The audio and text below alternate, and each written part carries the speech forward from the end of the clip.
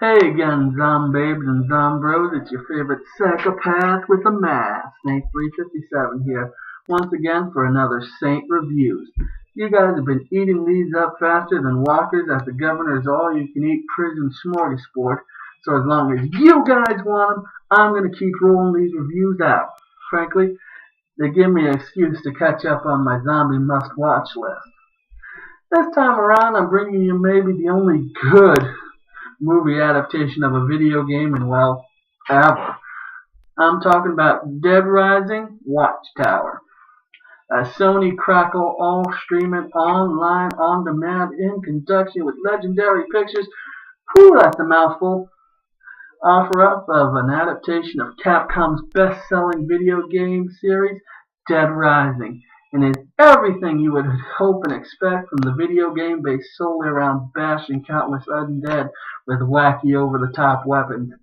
That's right, blood splatter around every corner. Who knew duct tape was strong enough to weld a sledgehammer to an industrial cement saw? What's clear from director Zap Lipovetsky's offering is that it's no cheap cash-in.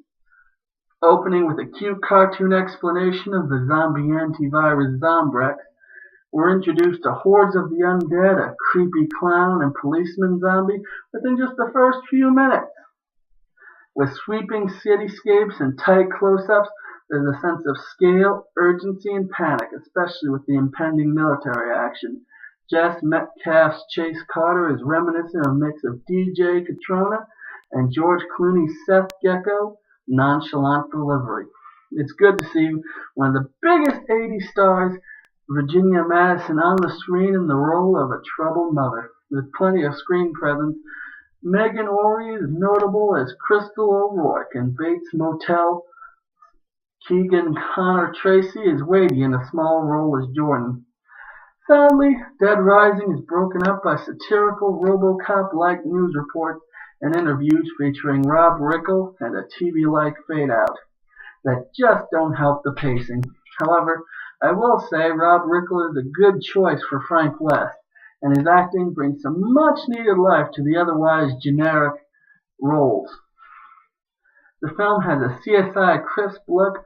While not filmatic, it doesn't feel like DTV, and has some great special effects with slicing, spinning blades, bats used as weapons, and gunplay.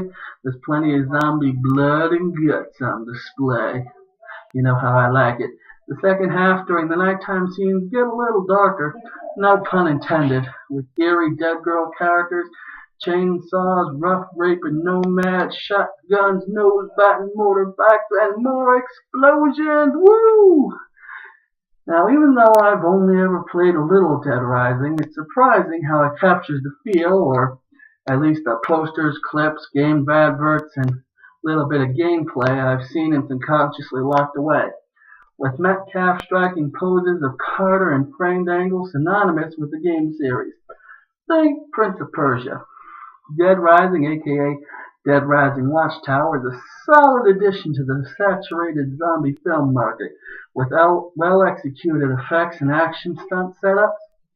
Its main issue, by default, and through no fault of its own or Lipovetsky's or even writer-producer Tim Carter, is it's just all been done before.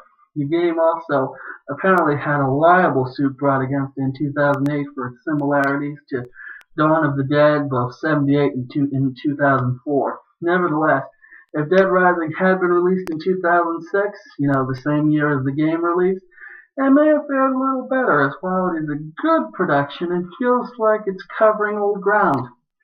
Unfortunately, zombies in general are not as fresh as they used to be, say, in 1985. But hey, the rotting is just what makes us want them more. And hopefully it fulfills Dead Rising fans' dreams with its Easter eggs and many references. But for the avid viewer with nostalgic-inducing cult films like Wormwood and Bloodbath Bombshell, injecting new life into the tired genre, and big-budget outings like Dawn of the Dead remake and World War Z, Dead Rising feels a little too Resident Evil Apocalypse, or maybe even TV pilot-like, with its expensive CSI feel and odd setup for sequel ending. If a spin-off is to come, Rising's well-executed focus on violence are put it above Z Nation and debatably far below The Walking Dead.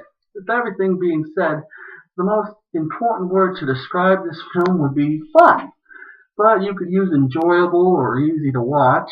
I personally really enjoyed this because I'm a fan of both zombies and video games, and of course, zombie video games. But I can understand the non-fans thinking this is just another zombie film. As a fan, I will rate this high because it could easily be put up in the list of good video game adaptations, which is so sorely lacking. One rotten thumb up.